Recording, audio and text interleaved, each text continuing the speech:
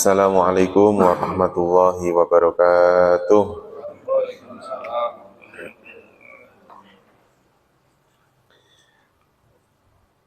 Mari kita mulai pertemuan kita di pagi hari ini dengan berdoa bersama-sama. Bismillahirrahmanirrahim. Radina billahi rabba wa bil islami dina wa bi Muhammadin nabiyya wa rasula. Rabbana zidna ilman nafi'a warzuqna fahman wasi'a. Allahumma rzuqna fahman nabiyyin wa hifdzal mursalin wa ilhamal malaikatil muqarrabin birahmatika ya arhamar rahimin.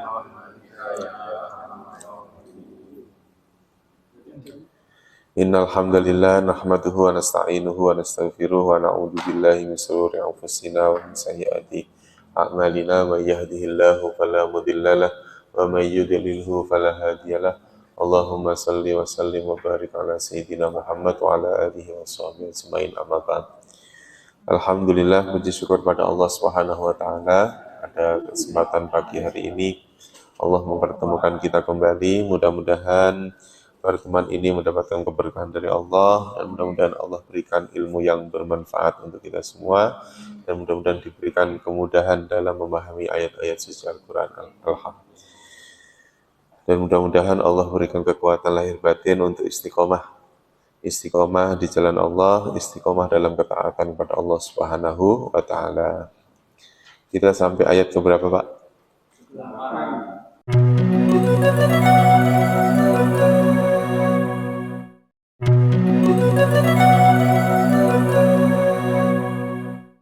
8, 239, 240. Insyaallah mudah-mudahan 241. A'udzu billahi minasyaitonir rajim. Bismillahirrahmanirrahim. Ayo kita baca bersama-sama. Hafidhu 'alas sholawati was sholatil wusta wassalatil wusta wa qumu lillahi qanitin. Jadi kita ulang lagi, berhenti di kalimat al-wusta. Nanti diulang dari wassalah. Jadi ini yang pertama bacaannya sholawat, yang kedua bacaannya sholat. Sholawat ala sholawati, yang kedua wassolati. Jadi sholawat sama apa? Sholat. Nanti saya jelaskan. Ayo diulang.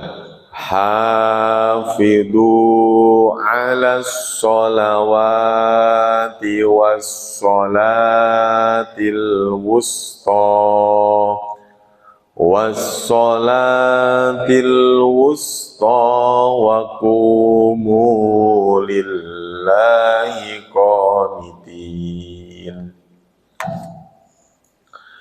Fa in khiftum farijalan aw rukbana fa idza amintum fadhkurullaha kama 'allamakum ma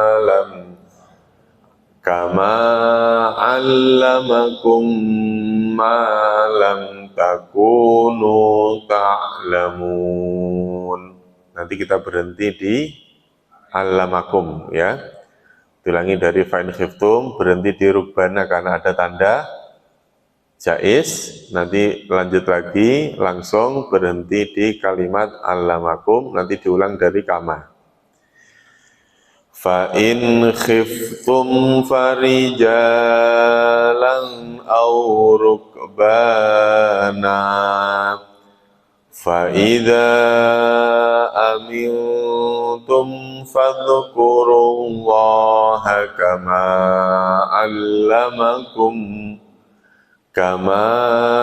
عَلَّمَكُمْ مَا لَمْ تَكُونُوا تَعْلَمُونَ. Lanjut.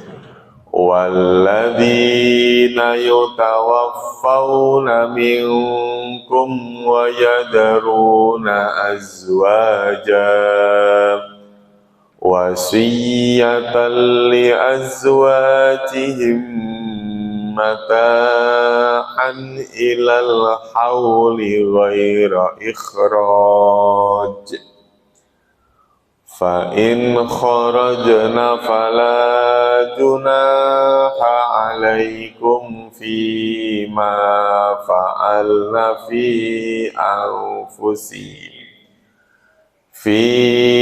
anfusihinna min ma'ruf wallahu azizun hakim. Ulangi dari walladzina yatawaffawna, nanti berhentinya di azwaja karena ada tanda wasol, langsung saja nggak apa-apa sampai berhenti di ikhraj. Terus kemudian fa in kharajna, nanti berhentinya di fi anfusihin, ya fusihin. Nanti diulang lagi dari fi anfusihin, berhenti di mim ma'ruf, langsung wallahu azizun hakim. Ya Pak, diulangi dari walladzina yutawaffawna minkum wa yadaruna azwaja wasiyatan li azwajihim mata'an ilal hauli ghaira ikhraj fa in kharajna fala junaha alaikum fima fa'alna fi anfusihinna mim ma'ruf wallahu azizun hakim. Shadaqallahul adzim. Hafidu jagalah. Hafidu jagalah. Astagfirullah.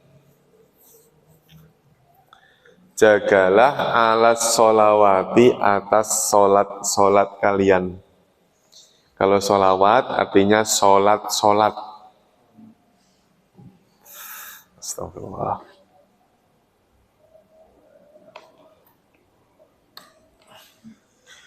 Kalau tulisannya as-sholawati artinya solat.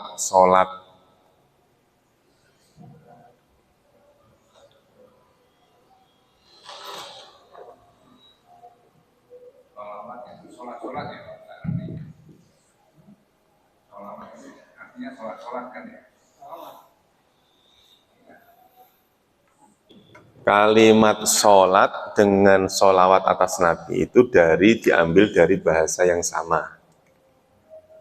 Artinya makna sholat itu sendiri nanti maknanya banyak Pak. Ada doa, ada keselamatan, ada rahmat, ada keagungan, macam-macam tuh maknanya tuh, gitu ya. Jadi kalau misalnya kalimat sholat ini, kok di belakangnya, setelahnya itu tidak ada kata Allah, maka maknanya sholat. Ini kalimat Allah kan di sebelumnya. Kalimat Allah ini kalau saya taruh di sini, maka sholawat ini maknanya sholawat. Misalnya saya nulis gini, as-sholatu. Ini maknanya apa? As-sholatu. Sholat. Tapi begitu saya tambahi kalimat ala, as-sholatu alan nabi. Nah, maka kalimat as-sholat yang ketambahan ketemu dengan kata ala, maka kalimat sholat ini maknanya berubah menjadi apa? Sholawat. As-sholatu ala nabi, itu artinya apa? Sholawat atas nabi. Makanya Bapak perhatikan setiap kalimat yang bermakna sholawat pasti ketemu apa? Ala. Sallallahu ala Muhammad. Ada kata ala. Allahumma sholli ala Muhammad. Ala. Kalau nggak ada kata ala, maknanya sholat. Solu. Kalau nggak ada kata ala, sholatlah kamu. Gitu. Kalau solu ala nabi, bersolawatlah kamu kepada nabi.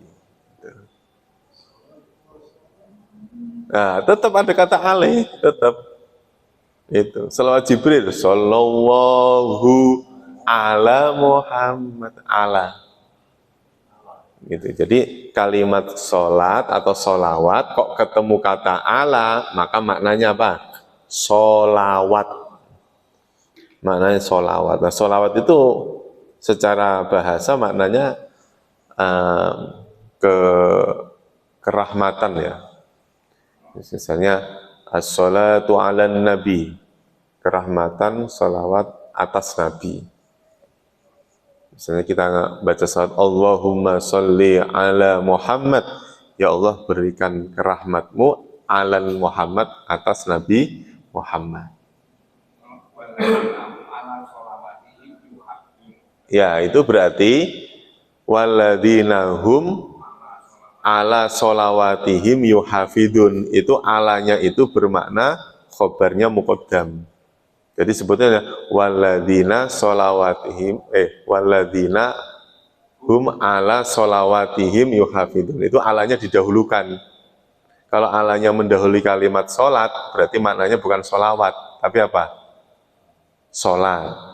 Orang-orang yang mendahulukan, orang-orang yang menjaga sholatnya. Yuhafiduna ala sholat. Itu artinya sholat atau sholat-sholat? Dan orang-orang yang menjaga sholatnya. Oh,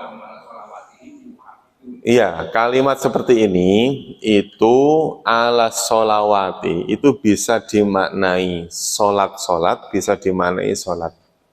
Pada hakikatnya begini Pak, kalau kita nih dalam terjemahan ini ya, hafidhu ala sholawati, jagalah oleh kalian ala sholawati, atas sholat kalian. Maka maknanya as-sholawat ini yang dimaksud adalah sholat fardu. Sholat yang lima kali itu loh Pak, duhur sampai subuh itu. Itu makna dari kalimat as-sholawat. Itu. Jadi Bapak melaksanakan sholat, mau duhur, mau asar, mau maghrib, mau subuh, mau isya, itu tetap hukumnya wajib seperti satu kesatuan. Gitu. Meninggalkan satu sholat dengan sengaja sama halnya meninggalkan semua sholat. Nah, ibaratnya satu kesatuan. Terus,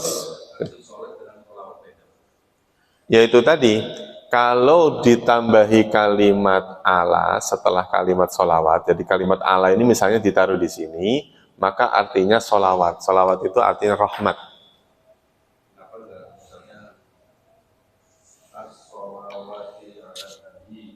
Ada.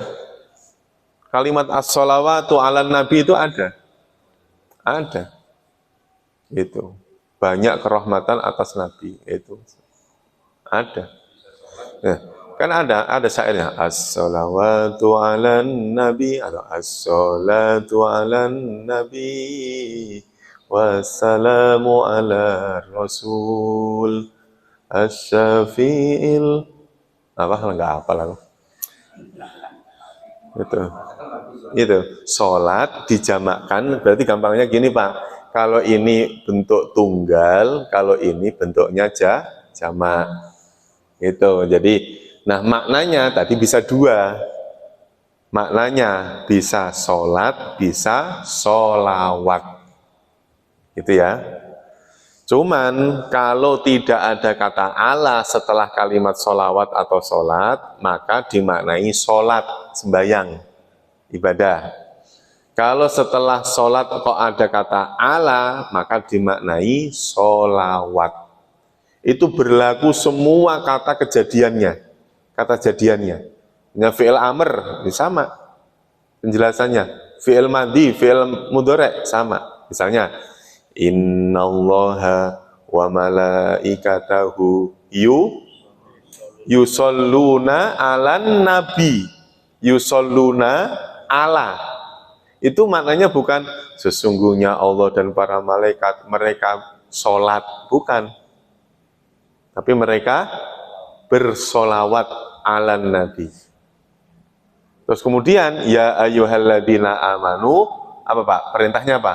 Shollu alaihi, tetap ada kata Allah, karena di surat di ayat itu terkait tentang bukan untuk perintah sholat tapi perintah bersolawat. Kalau yang sholawat itu artinya tadi apa Pak? Selain sholat apa aja? Artinya sholawat. Kalau sholat, Kalau sholat itu bisa bermakna doa loh Pak. As-sholatu ait doa. Sholat itu bermakna doa bisa. kalau yang sholawat, Sholawat itu artinya keagungan, rahmat keagungan, rahmat takdim, kesejahteraan. Kalau kesejahteraan itu salam, assalam, as-sholatu wassalamu, ya, sholawat dan kesejahteraan, assalam. Itu. Nah, di dalam ayat ini terkait tentang apa? Seheboh apapun orang mengurus tentang perceraian, tentang pernikahan, tentang iddah, tentang macam-macam urusan tadi itu, jangan lupa menjaga sholatnya. Jangan dijadiin alasan, jangan sampai orang melalaikan apa? Sholat. Maka bunyinya hafidhu, jagalah, dijaga benar-benar Pak.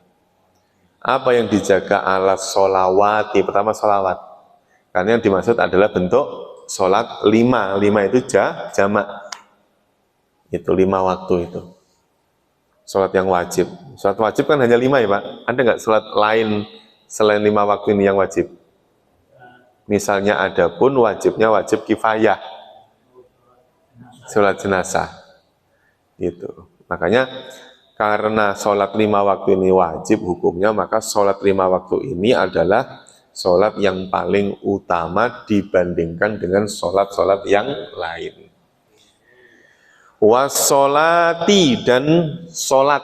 Kalau ini sholat, harokatnya sama Pak. Alas sholawati kasroh, wassolati kasroh lagi. Berarti kalimat sholawat dan sholat ini menyimpan kata hafidhu. Berarti kalau dimunculkan hafidhu alas sholawati wa hafidhu alas sholati, jagalah sholat-sholat kalian dan jagalah sholat wusto kalian. Sholat wusto. Wusto itu artinya pertengahan. Maksudnya apa Pak?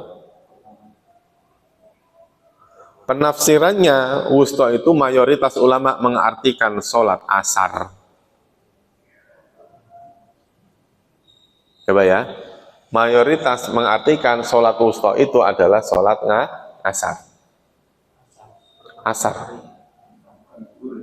Ya, dia pertengahan antara siang dan malam. Subuh bisa tidak? Subuh pertengahan malam dengan siang. Coba wustonya apa? Sholat wusto menurut hadis yang sahih adalah sholat asar. Nah, asar aja dulu. Sholat pertengahan. Ya pasti ada yang nanya, kenapa kok sholat asar? Kita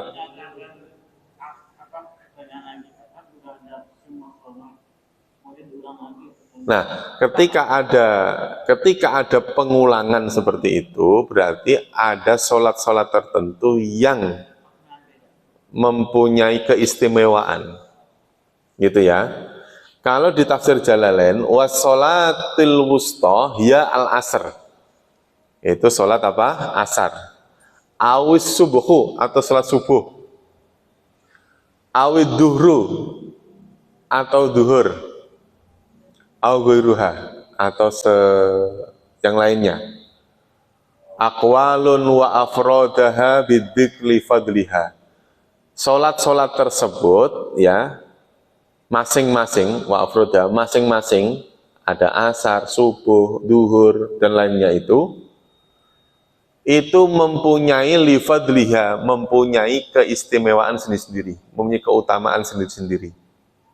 Berarti begini Pak, kalau sholat wusta itu adalah sholat asar, boleh dikatakan sholat subuh, boleh dikatakan sholat duhur misalnya, berarti di antara kita ini mempunyai wustonya masing-masing.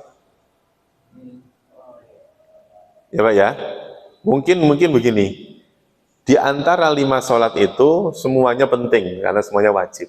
Tapi fadilahnya, keutamaan daripada sholat yang 5 waktu ini, yang paling menurut kita, yang paling istimewa sholat apa? Subuh. Oh, enggak apa-apa, kita ngomong, saya subuh Pak Ustadz. Terus kemudian ditanya, kenapa kok Bapak mau mengatakan kalau subuh itu sangat istimewa? Perjuangannya berat, suasananya macam-macam lah pokoknya alasannya gitu ya. Tapi ada yang mengatakan isya lebih berat daripada subuh, ngantuk, capek, pulang malam. Subuh nyantai-nyantai aja, malah justru kadang-kadang daripada nggak bisa tidur orang sholat subuh masjid ini. Nah, beda lagi tuh pendapatnya. Kalau sudah pensiun, subuh mah aman-aman aja. Berarti setiap sholat mempunyai keutamaan perbedaan masing-masing. Perjuangannya masing-masing. Mempunyai wusta masing-masing. Itu. Ya. Ya, wusta itu artinya wasit, wasaton itu kan yang istimewa, yang pertengahan.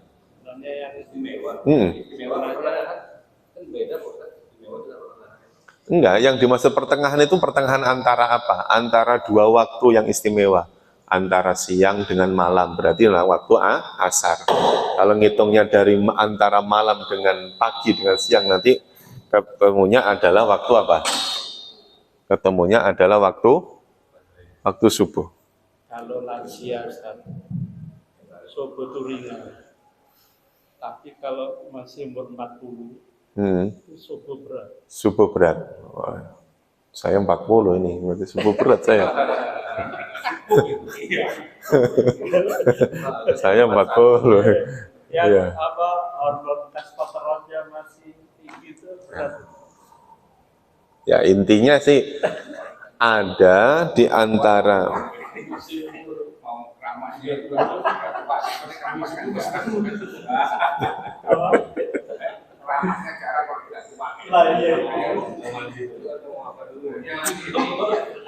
Kenapa harus dikaitkan dengan ibadah itu? Ya, ini realnya itu loh ya. Iya. Perjalanannya itu kan masing-masing mereka mengenang masa jaya bos. Masihnya sudah pasti kenangan hidup. Iya. Iya. Orang-orang kafir. Iya. Orang kafir satu orang yang bisa membayangkan beratnya. Kenapa? Semua pada itu yang belum mandi. Kenapa harus dibutuhkan? Iya. Sholat dulu nggak berat. Sama Fase pegang hidup. Ya Allah, kenapa harus dikaitkan dengan ibadah yang itu gitu maksudnya kan? Bisa jawab 20 tahun lagi tahu, oh bener kata. Oh iya. Kamu akan berubah. Iya. Intinya sih kalau menurut Imam Ibnu Katsir, Ya'murullahu ta'ala bil muhafadzati 'ala sholawati fi awqatiha. Yang penting itu menjaga sholat tepat pada waktunya. Tepat pada waktunya itu tidak harus di awal, Pak. Ini harus di anu ya. Memang di awal itu lebih baik. Gitu, Pak. Itu. Tapi ketika seseorang sangat sulit atau sangat berat untuk melaksanakan di awal, pasti nanti akan ada waktu-waktu yang lain. Wa khifdi hududiha wa adaiha fi awqatiha. Allah menyuruh untuk menjaga sholat tepat pada waktunya dan menjaga hukum-hukumnya, menjaga pelaksanaannya, wa adaiha, dan pelaksanaan sholat itu fi awqatiha, bahasanya dengan fi. Di sini tidak ada kalimat fi awali waktiha, tidak ada. Tapi dikerjakan pada waktunya. Kama sabata fi shahihain, sebagaimana yang ditetapkan dalam shahihain. Kalau ada kalimat shahihain itu berarti dua sahih. Sahih Bukhari dengan sahih Muslim. Ani bin Mas'ud qala sa'altu Rasulullah ayyul amal afdal. Ketika Ibnu Mas'ud pernah bertanya kepada Rasul, ayyul amal afdal, amal apa yang paling mulia, ya paling afdal? Qala as-sholatu ala waktiha. Ya, di sini menggunakan kalimat as-sholatu ala. Tuh. Ala tadi kan berarti sholawat kan. Tapi ada yang mengartikan as-sholatu fi waktiha. Sholat pada waktunya, bukan fi awali, bukan ala awali, bukan, tapi fi waktiha. Jadi ketika kita sholat kok jam 2, sholat duhur kok jam 2 siang, itu masih dalam kategori ini. Itu. Yang penting jam 12 sampai jam 2 kita nggak maksiat. Bisa nggak, Pak? Misalnya sholat duhur itu kan jam 12 sampai jam 3, misalnya gitu ya. Terus kemudian kita sholat duhur jam 2 siang. Itu sebetulnya masuk as-sholatu fi waktiha, sholat pada waktunya. Tapi yang penting 12 sampai jam 2 Bapak nggak maksiat. Begitu maksiat itu ya macam-macam.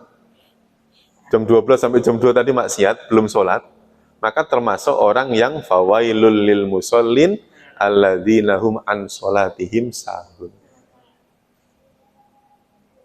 Jadi maksud saya, maksiat itu kadang konotasinya itu kan hanya semacam zina aja. Tapi di luar itu padahal kayak korupsi kan sebenarnya maksiat dikaitkan. ya iya.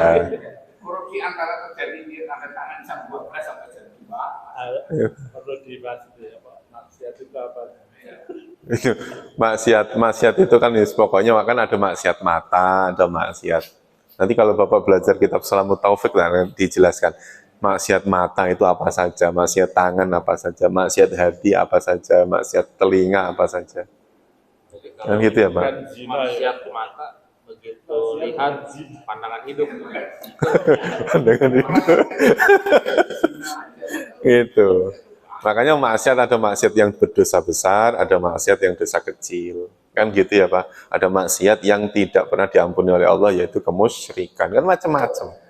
Maksud saya begini, ketika kita tidak mampu menjaga diri kita dari kemaksiatan tadi itu, maka lakukanlah sholat terlebih dahulu, agar kita menjadi orang yang apa, Pak? Menjadi orang yang bisa menjaga apa? Menjaga sholatnya, mementingkan sholat daripada kepentingan-kepentingan lainnya. Itu maksudnya.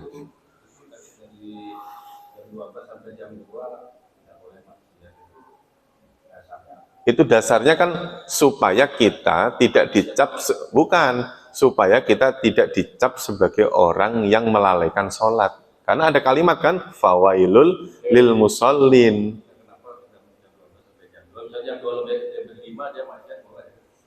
Bukan, bahasanya bukan begitu. Ini maksud saya begini.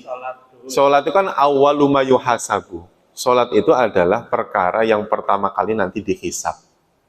Pertama kali loh, Pak, pertama kali. Sementara kita di dunia ini terkadang apa? Mementingkan yang lain, bahkan mementingkan kemaksiatan daripada sholat. Misalnya kategorinya tadi itu maksiat kan banyak banget ya. Mata, maksiat, Iya. cara, pikiran, gitu ya. Seperti itu aja susah dihindari. Iya, makanya afdholus sholati fi awwali waqtiha. Utamakanlah sholat dulu. Karena sholat itu tanha anil faksya'i wal mungkar. Karena sholat itu dapat mencegah perbuatan keji dan mungkar. Adapun ketika seseorang berdosa setelah sholat, itu ya kullu ibnu adam khata'. Semua manusia itu ya memang dilahirkan atau diciptakan dalam keadaan salah. Dan wa khairul khata' at-tawwabun. Sebaik-baik orang bersalah itu orang yang bertobat. Jadi semuanya itu ada rentetannya, Pak. Ada rentetan. Permasalahan kita itu kan terkadang lebih mementingkan hal urusan-urusan lain, padahal Allah sudah memanggilnya untuk sholat. Tuh. Asik dalam lagi asik-asiknya bekerja sudah masuk sholat kan sebenarnya dan sholat dulu supaya tidak melakukan maksiat ini ya Pak Ustaz ya. Iya, karena misalnya dalam bekerja mungkin ada terjadi Betul. ya kan? Iya, walaupun begini ya, walaupun dalam urusan fikih yang seperti itu, kita diperbolehkan untuk berazam, berniat, menyelesaikan urusan ini, baru melaksanakan sholat. Itu walaupun yang seperti itu baru diperbolehkan. Tapi urusannya jangan sampai urusan maksiat. Gitu. Ya, karena kita kan berandai-andai kita ini termasuk orang yang wakum minas sajidin. Jadilah kamu itu orang yang sujud, yaitu sholat. Gitu. Al jihadu fi sabilillah. Selain setelah sholat apa? Jihad. Setelah jihad apa? Birrul walidaini, yaitu berbakti kepada kedua orang tua. Ya. Kalau yang tadi itu batas waktu antara zuhur sama asar itu memang ada ya? Kan itu dalam waktunya. Nah dalam waktunya itu periodenya tuh dari kapan sampai kapan gitu? Kalau itu pelajaran itu adanya di ilmu fikih ya Pak ya. Jadi sholat itu adalah kitab mauquta. Sudah ditentukan mauqutan waktunya. Jadi sholat kalau misalnya sekarang masih jam 8, saya mau sholat duhur berarti belum boleh. Kenapa? Karena belum masuk waktunya. Karena amal ibadah kita itu semua terkait dengan waktu. Mungkin kemarin sudah pernah kita bahas, yas'alunaka anil ahillah qul hiya mawaqitul linnasi wal hajj. Ada orang bertanya kepadamu ya Muhammad tentang waktu, tentang hilal. Hilal itu apa? Mawaqitul linnas. Waktu-waktu bagi manusia. Maksudnya apa? Segala amal ibadahnya manusia semuanya punya ketergantungan dengan waktu. Jadi kalau sekarang saya mau sholat Idul Fitri belum boleh. Karena belum waktunya.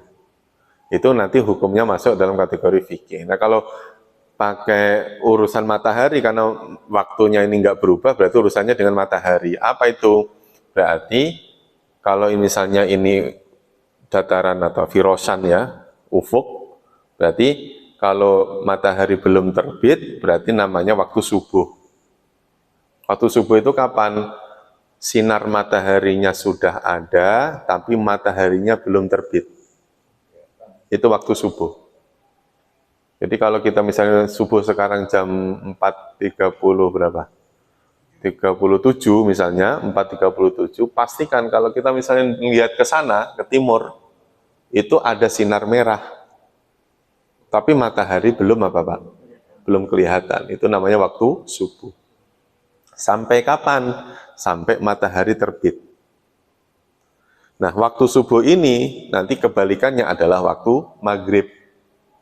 Kalau maghrib berarti kebalikannya, mataharinya sudah terbenam, tapi sinarnya masih ada. Itu namanya waktu maghrib.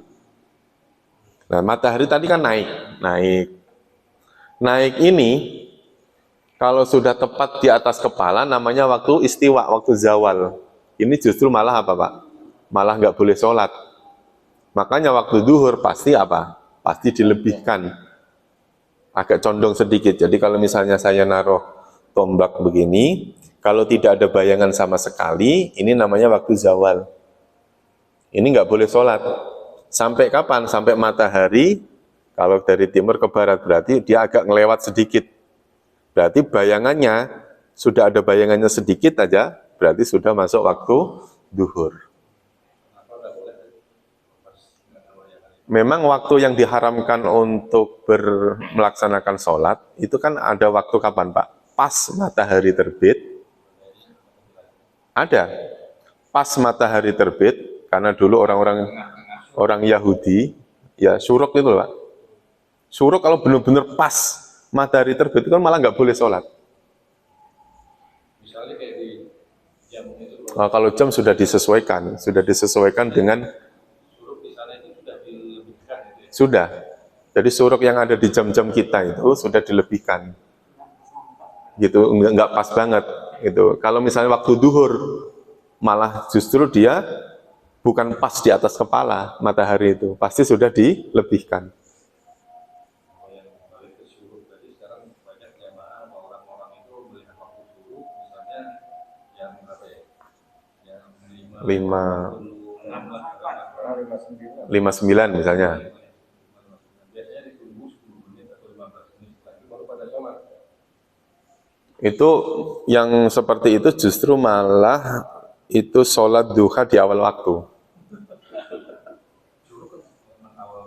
Iya, tapi waktu pas benar-benar syuruk itu malah nggak boleh. Makanya sholat syuruk itu ada yang berpendapat, kalau dia berjamaah subuh dan dia iktikaf sampai matahari terbit, namanya sholat isyrok, sholat syuruk.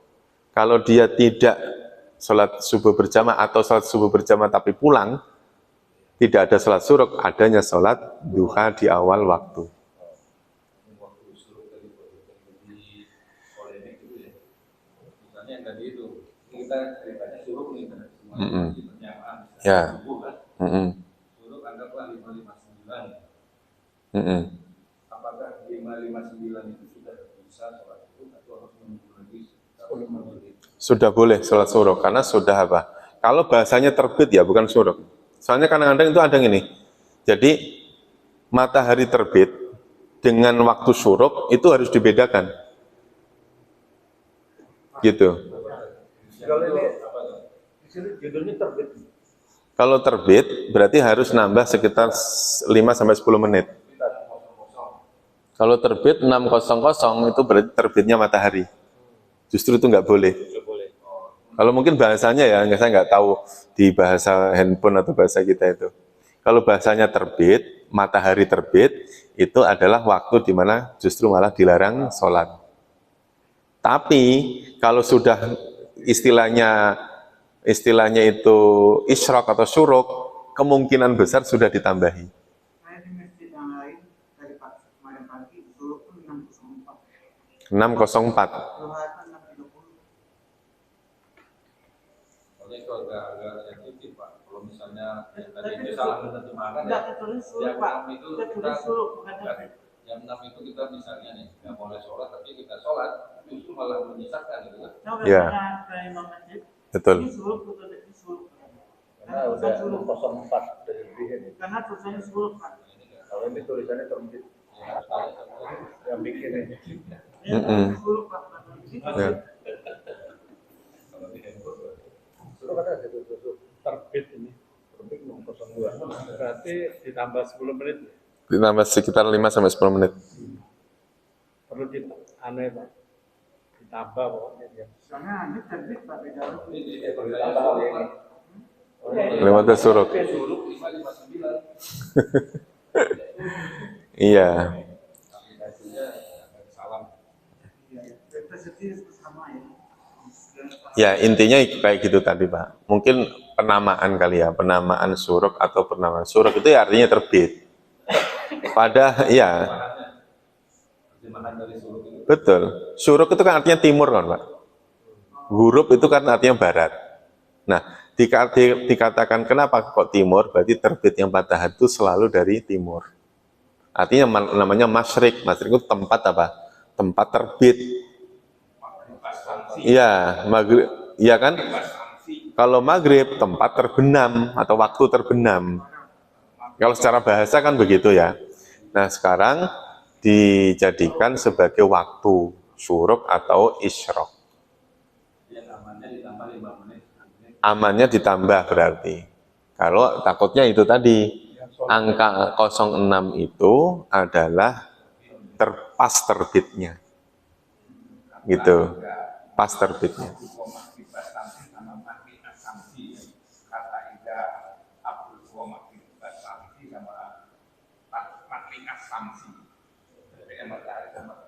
Kalau tuluk beda lagi, tuluk usyamsi itu beda lagi. Kalau tuluk usyamsi itu matahari belum apa Pak? Belum apa namanya? Belum terlihat penuh. Belum terlihat penuh belum. Itu.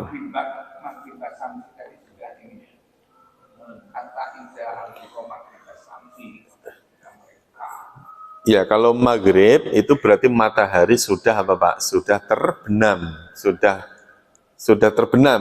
Jadi dari ufuk matahari sudah tenggelam, tapi sinarnya kan masih ada. Nah, sinar masih ada ini namanya waktu maghrib. Gitu Pak. Namanya waktu maghrib. Terus kemudian matahari ini kan terus kemudian ke bawah nih. Namanya kan bumi itu kan bulat gitu ya. Bawah, nanti nongol lagi berarti terbit lagi. Begitu seterusnya. Makanya setiap waktu azan, iqomat itu setiap waktu nggak pernah berhenti. Nyambung terus. Karena waktu kan berbeda-beda. Gitu. Fadilah sholat syuruk seperti cara ibadah haji dan umroh. Karena kan Ya, maksudnya gini, jangan disamakan. Orang beribadah haji dan umroh taman itu kan saking beratnya orang sholat itu, ya, pahalanya sampai diibaratkan orang apa beribadah. Tapi hukumnya tetap lebih utama sholat subuh daripada sholat isyrok. Gitu ya Pak? Iya, kadang-kadang orang kan mendingan suruk dong, pahalanya gede. Mendingan qobliyah subuh dong, pahalanya luas langit dan bumi dan seisinya. Iya, justru yang lebih orang sholat sunnah qobliyah subuh saja segitu, apalagi sholat subuhnya. Jadi menyamakannya harus aulawi, harus lebih ditinggikan lagi. Dibandingkannya harus lebih tinggi. Subuhnya ya harus lebih tinggi daripada apa? Sholat sunnahnya. Ya, betul.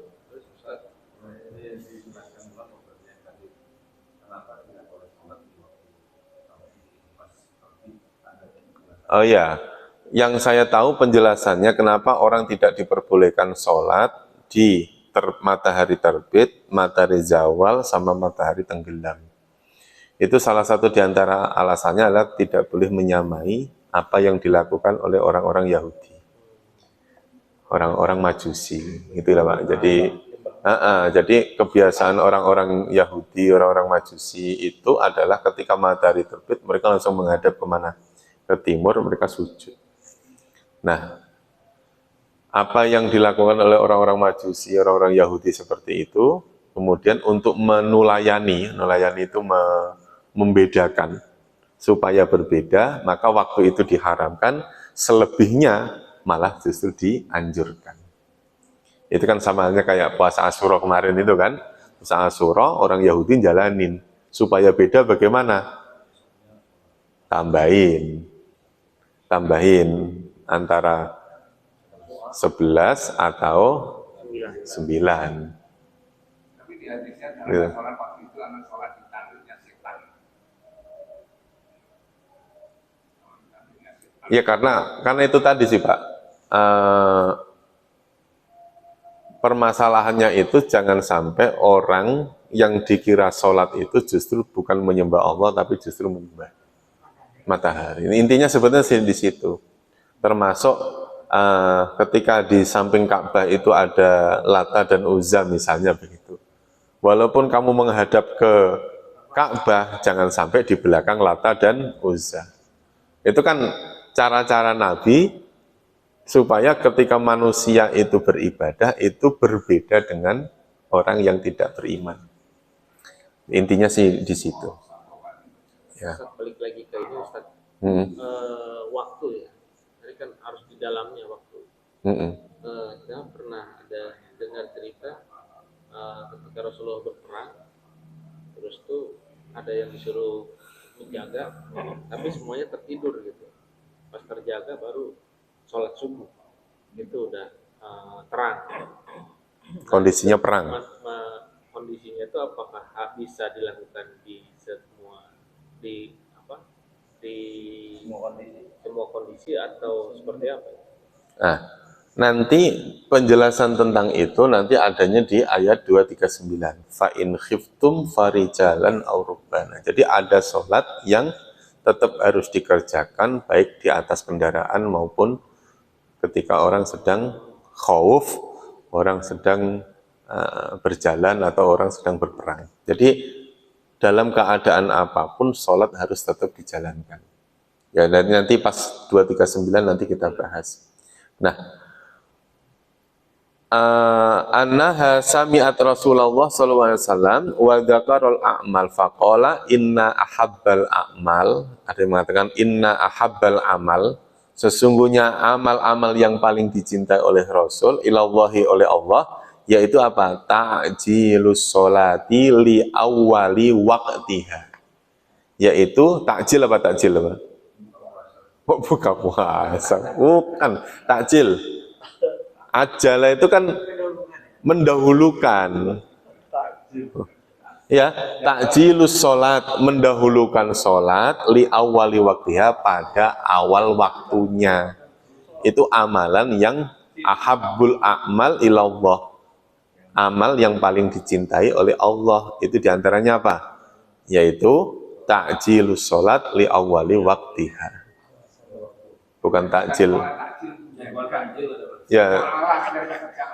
Ajala, bukan jala. Ajala. Ajala itu mendahului. Bukan. Takjil itu adalah ajala, bukan ja'ala, tapi ajala. Ainnya didahulukan. Ajala. Takjil itu mendahulukan. Iya, misalnya takjil puasa, ya udah mendahulukan berbuka puasa daripada kepentingan yang lainnya. Takjil. Iya.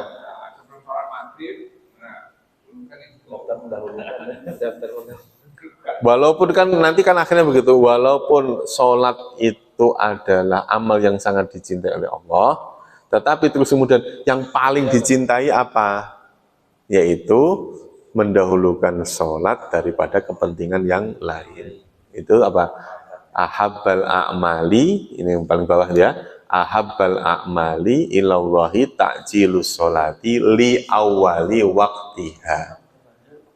Memang sholat di pertengahan waktu boleh, tapi yang afdolnya yang dicintai oleh Allah adalah di awal waktu. Kalau sholat berjamaah itu nanti ada di ayat di hadis yang lain.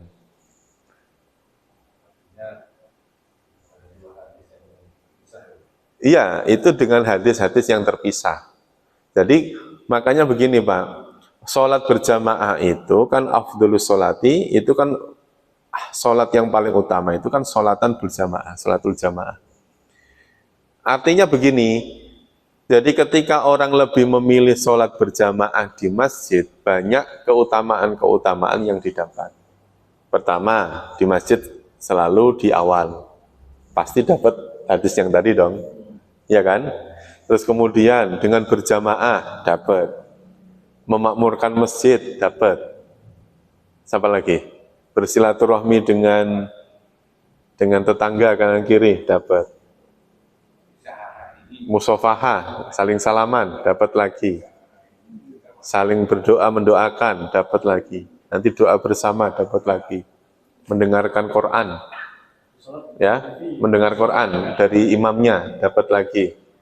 Artinya banyak kebaikan yang dilakukan, yang didapatkan ketika orang sholat berjamaah di masjid.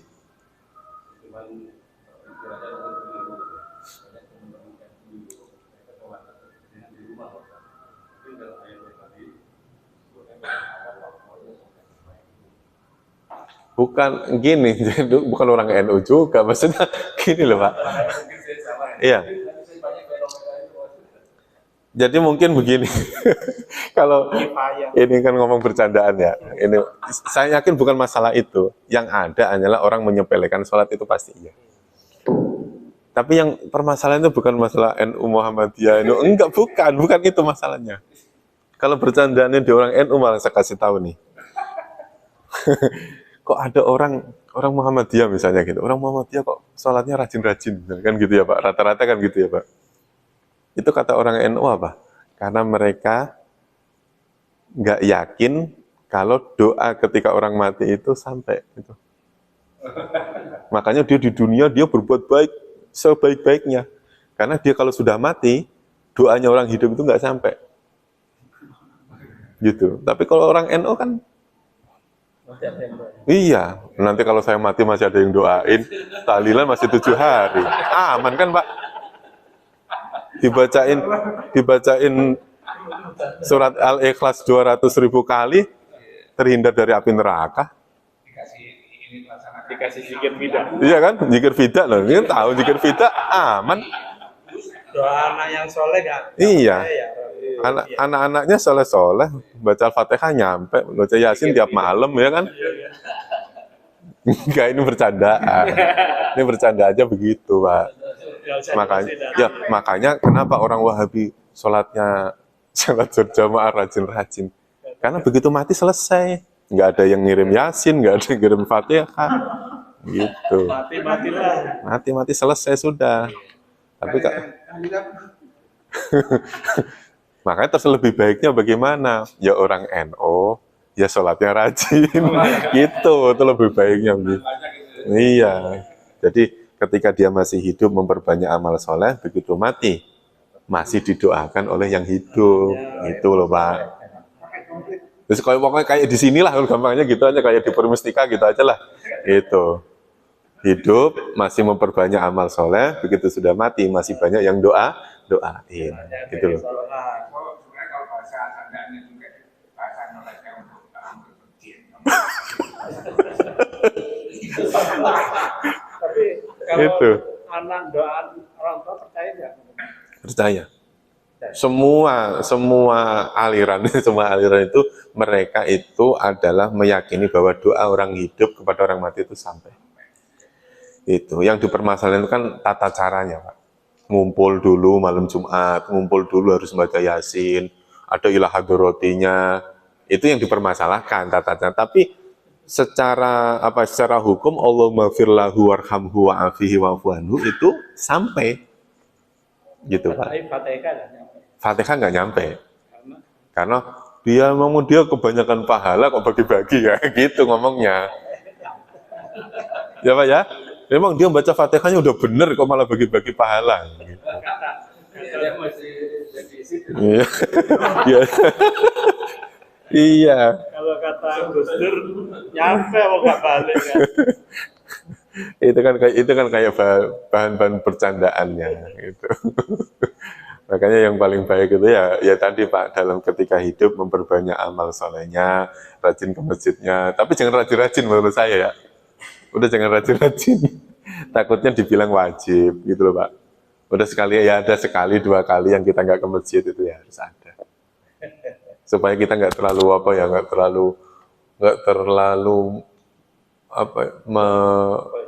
iya kayak wah pasti sholat saya pasti diterima, jangan sampai kayak gitu. Imam Syafi'i kan katanya orang NU itu Imam Syafi'i. Imam Syafi'i itu hukumnya sholat wajib loh, coba. Enggak. Saya. Coba di Google. Masalah Imam Syafi'i itu hukumnya wajib. Salat bersama ayat fardu kifayah, coba. Dikira tanya Ustaz, tanya aku. Jadi Ya, gimana?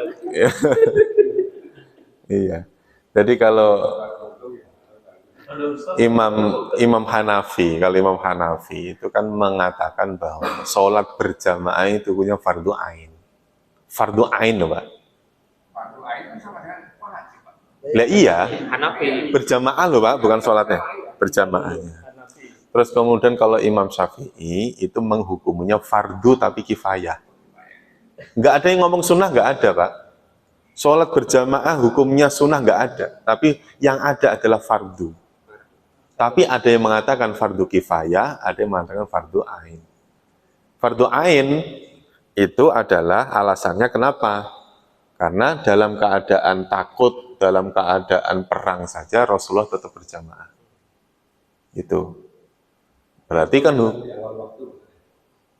hukum ya awal waktu itu ahabbus sholat. Sholat yang paling dicintai. Iya, tetap berjamaahnya tetap walaupun tidak di awal waktu. Tapi nanti jadi bahasa-bahasaan juga itu. Apa itu, Pak? Karena kalau fardu kifayah apabila sudah dilaksanakan oleh yang melaksanakan gugulah semuanya. Jadi yang Muhammadiyah yang lainnya biar sholatnya ini kan kita sudah gugur ini kifayah. Itu apa ya? Orang-orang males kayak gitu itu. Aslinya itu, Pak. Bener itu. Itu sebenarnya alasan untuk orang tidak mau berjamaah. Enggak, maksud saya ada baiknya ya. Ada baiknya para ulama itu berbeda pendapat itu ada baiknya. Jadi tidak semua orang itu ya seperti Abu Hurairah yang selalu bersama dengan Rasul. Tidak semuanya seperti Abdullah bin Mas'ud, tidak semuanya. Ada orang-orang yang kayak kita-kita ini. Alhamdulillahnya Imam Syafi'i mengatakan sholat jamaah itu fardu kifayah. Sehingga apa? Sesibuk apapun kita, tetap sholat, Pak, walaupun tidak berjamaah. Itu loh, Pak. Itu menurut saya malah justru rahmatan lil alaminnya di situ Rasulullah itu. Orang pekerja jalanan itu kan repot juga. Iya, maksudnya kan hukum itu tidak menunjuk ke satu orang, menunjuk hukum kepada semua orang. Jadi untungnya kayak kita itu adalah, iya, orang sholat duhur, jam 3 kurang 5 menit aja masih sholat duhur, Pak.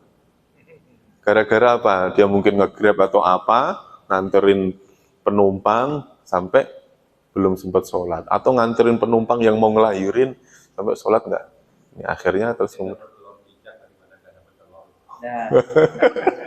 Pokoknya yang penting sholat fi waktiha. Ada yang mengatakan tadi fi awali waktiha. Itu kan hanya afdalul a'mal. Ya, amal-amal yang utama itu diantaranya ya sholat di awal waktu, sholat berjamaah, sholat di masjid itu. Nah, kalau itu hukum dijadiin satu hukumnya, yang paling enak itu orang-orang pensiunan itu. Masjid lama, ya kan, zikirnya lama, sholatnya lama. Mau berangkat Nggak buat di rumah. Kalau begitu nyampe rumah langsung suruh gosok. Artinya mungkin begini kali ya, Pak, supaya kita tidak berantem urusan baca sama dengerin. Jadi ada masanya kita membaca, ada masanya kita mendengar. Para sahabat pertama kali yang dilakukan terhadap Rasul ya mendengar. Ya, mendengar. Jadi kalau Nabi perintah pertamanya adalah Iqra, karena beliau sebagai seorang pendakwah, penyampai itu baca dulu baru sampaikan. Tapi bagi kita ini lebih sering mendengar daripada membaca. Itu memang qadarullah-nya begitu. Sunatullahnya memang begitu. Iya. Iya, dan memang para sahabat dulu kalau ngaji memang jiping, Pak. Para sahabat itu ngaji jiping, dengerin.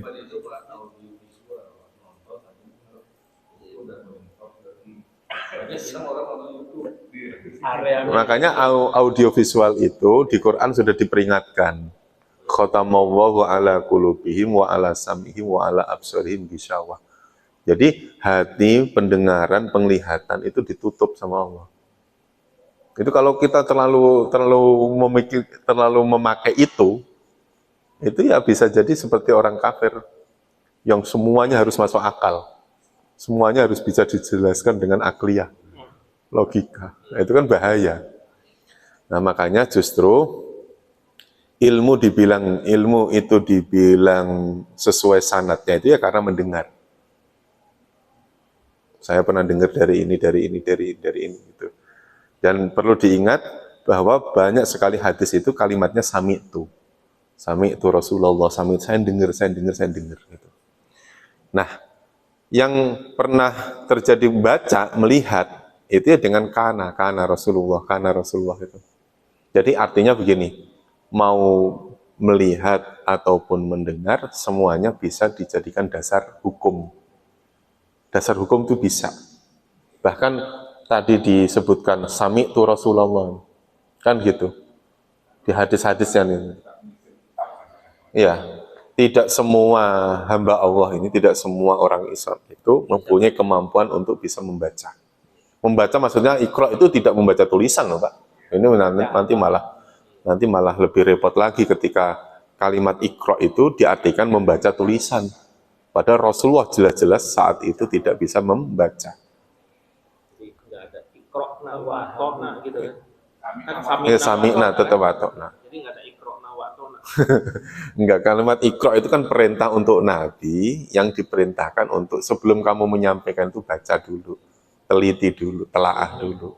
Sama halnya kalau saya mau menyampaikan, saya di rumah belajar dulu Pak, tetap. Saya baca dulu, nanti 238 apa, kaitannya tentang apa. Ada hadis-hadis yang nggak tahu artinya, cari dulu. Makanya bedanya murid dengan guru, kalau murid itu belajar baru mempelajari, kalau guru mempelajari baru mengajar. Itu. Logika ya.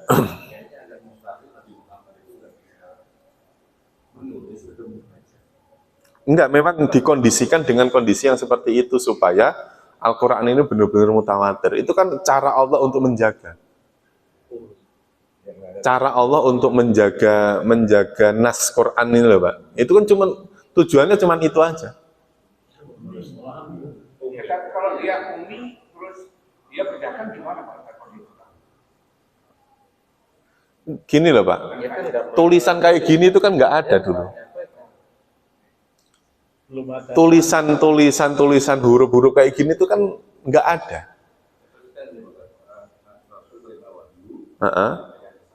Ya, sahabat tidak semuanya menulis. Kalau diperintahkan oleh Rasul baru ditulis.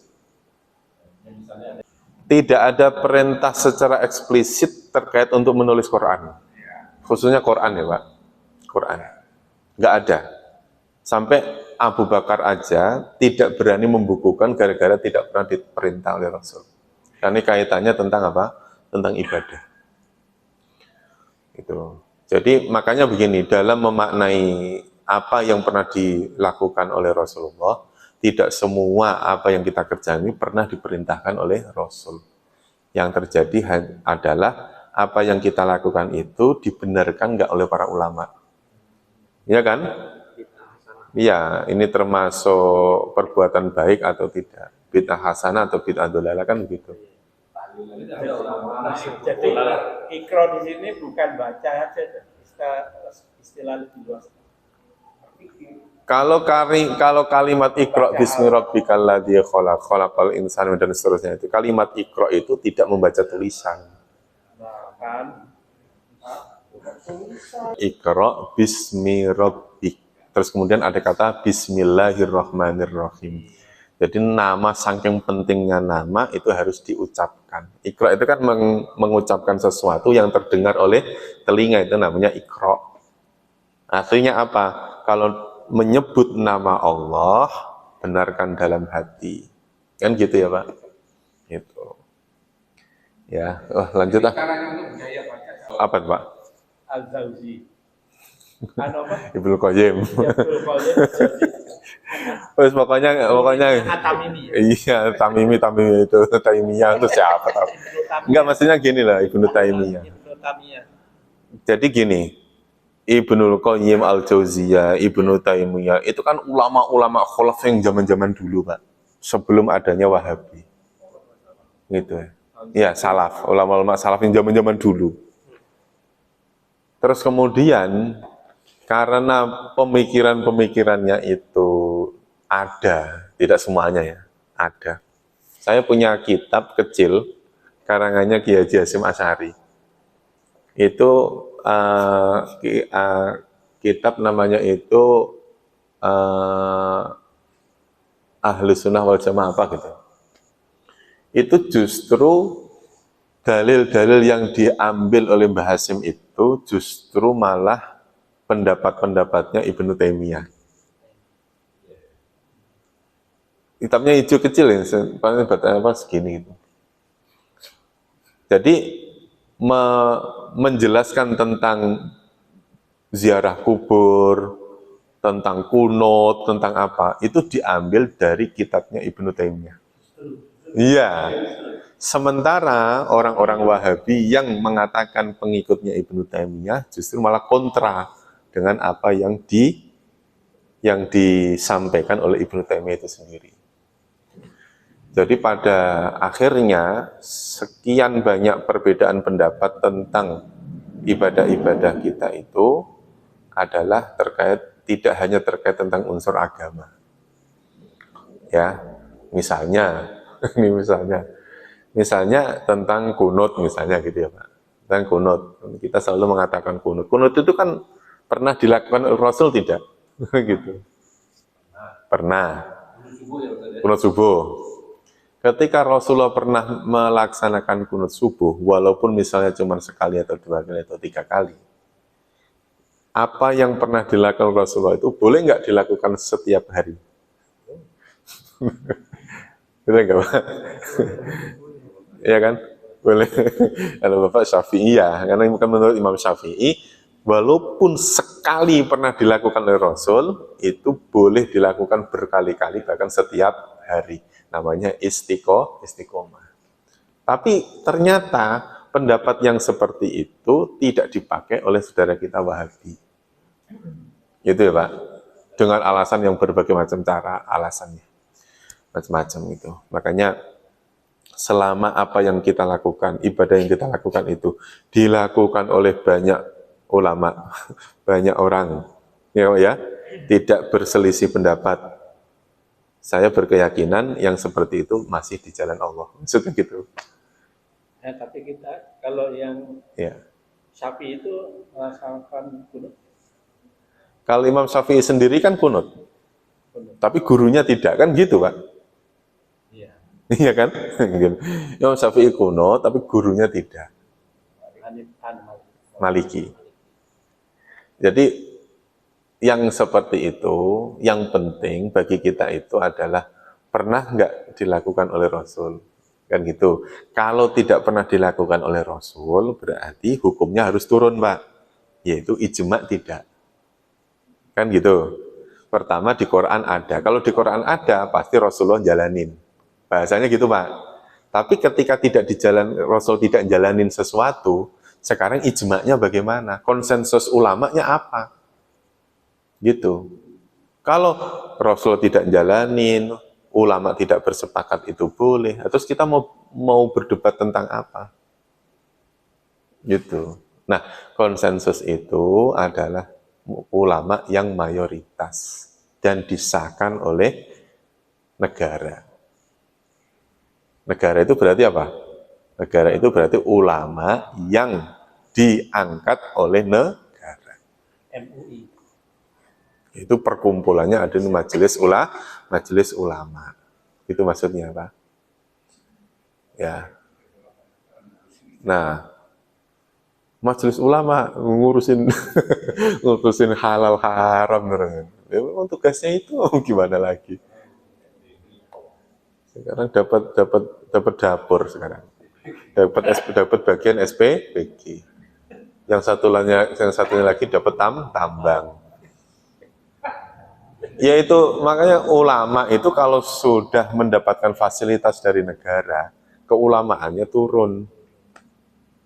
Imam Ghazali kan dulu begitu kan. Begitu diangkat menjadi rektor, dia malah pergi kan. Malah pergi. Karena apa? Kalau sudah jadi rektor diangkat oleh negara, fatwa-fatwanya pasti udah tidak populis lagi. Siapa tahu itu pesanan dari siapa? Dari penguasa. Gitu. Imam Hanifah itu nggak mau ya. Ya, Bukti itu.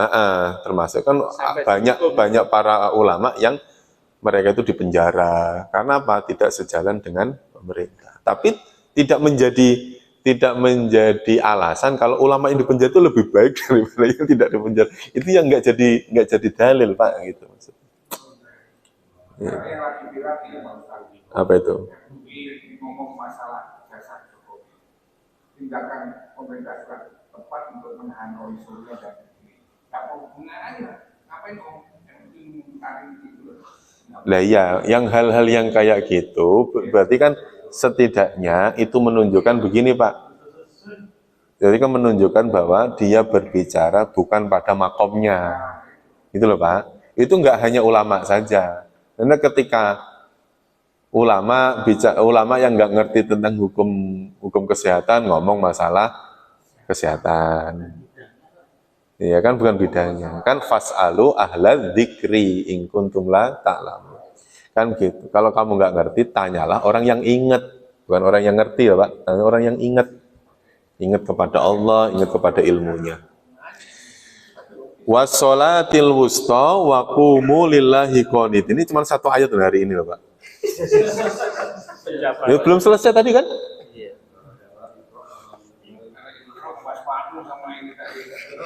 Gara-gara Iqra. Jagalah sholat-sholat kalian dan sholat al-wusta. Dan jagalah sholat al-wusta. Waqumu kerjakanlah, dirikanlah lillahi hanya karena Allah. Qanitin sebagai orang-orang yang taat. Qanit itu artinya orang yang tunduk, patuh, taat kepada Allah. Jadi sholat kita menunjukkan apa? Ketaatan kita kepada Allah. Jadi sholat yang kita kerjakan menunjukkan ketaatan kita kepada Allah Subhanahu wa Ta'ala.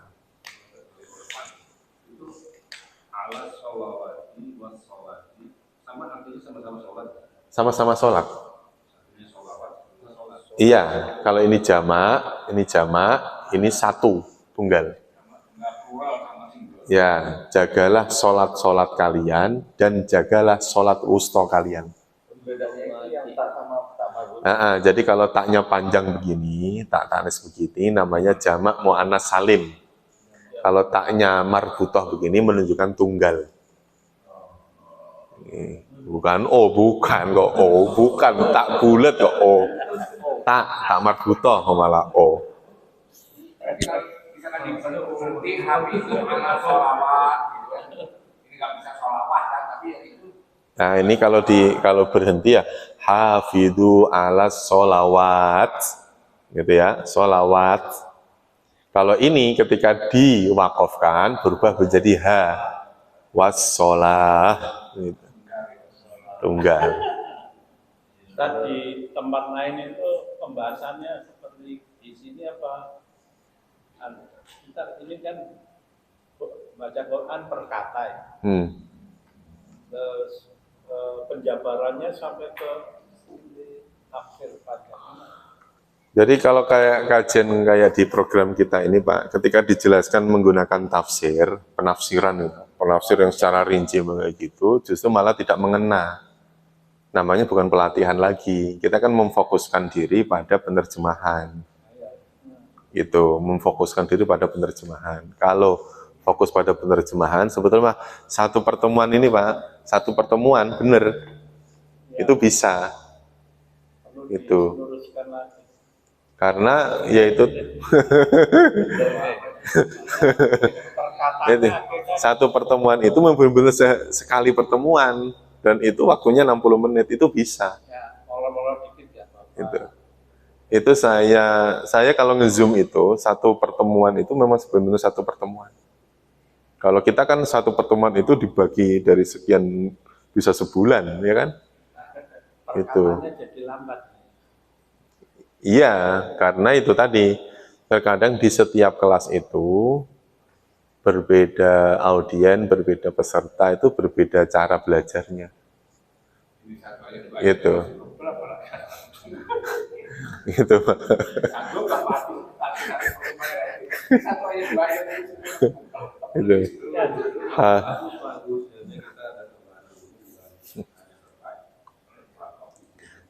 kalau saya prinsipnya di saat ada pembahasan-pembahasan yang untuk yaumiyah kita, keseharian kita bahas. Tapi kalau sekiranya pembahasannya itu di luar dari apa yang maksudnya kita jarang-jarang ketemu, misalnya kayak perang, kayak jihad fisabilillah itu kan kita jarang-jarang, ya udahlah kita skip aja. Skip itu dalam arti ya udah terjemahin aja, tidak terlalu dibahas. Menurut saya iya, karena apa? Saya yang bagian mengendalikan kelas supaya kelas ini tetap berjalan, tetap ada. Dinamikanya itu saya kalau hanya nurutin Pak Haji Ridho nanti ini satu ayat aja bisa membahas sekian menit, ya kan? Kalau nurutin Pak Haji Agus beda lagi. Ya, kalau nurutin Pak DKM malah beda lagi, gitu. Iya kan? Maksudnya itu terkadang dalam satu kelas itu ada yang pengen saya mau yang terjemahnya aja, udah ya. Ada juga yang nanya hukum ya. Yang penting itu biar harmonis aja lah ya, biar harmonis. Bapak ya mengingatkan kepada kita bahwa kita ini memang beda-beda. Gitu. Satu hal pagi ini saya menyebutkan kata yang mungkin saya jadikan si Arif dan kalian mempunyai gusto masing-masing. Ya.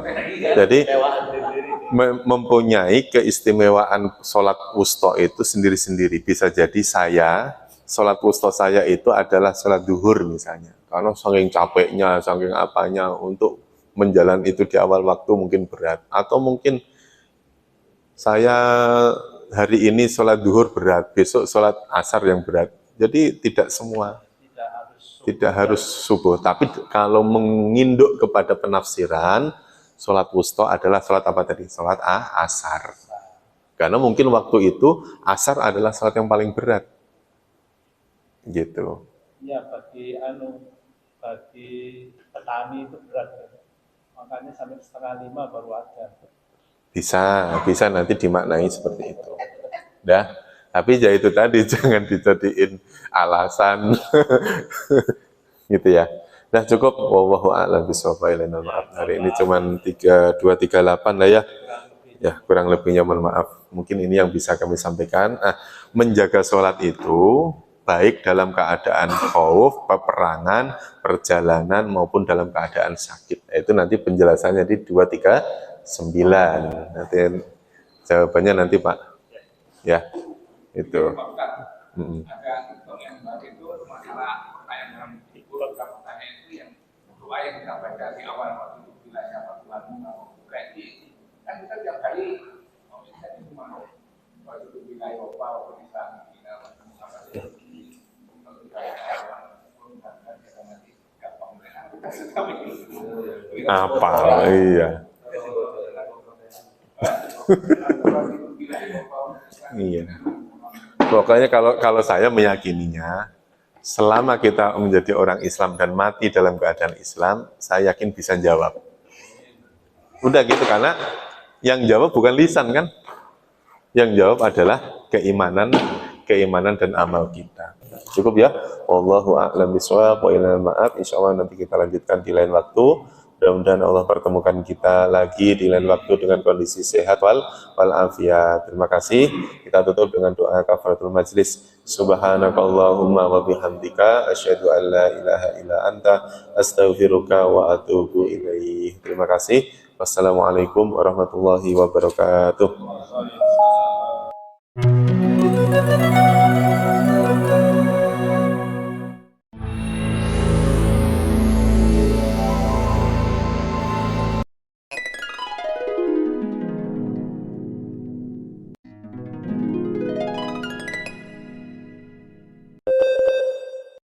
Bismillahirrahmanirrahim. Dengan nama Allah yang Maha Pengasih, Maha Penyayang.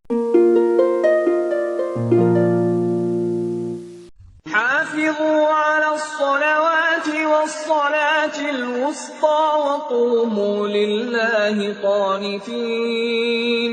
Peliharalah semua salat dan salat wusta, dan laksanakan salat karena Allah dengan khusyuk.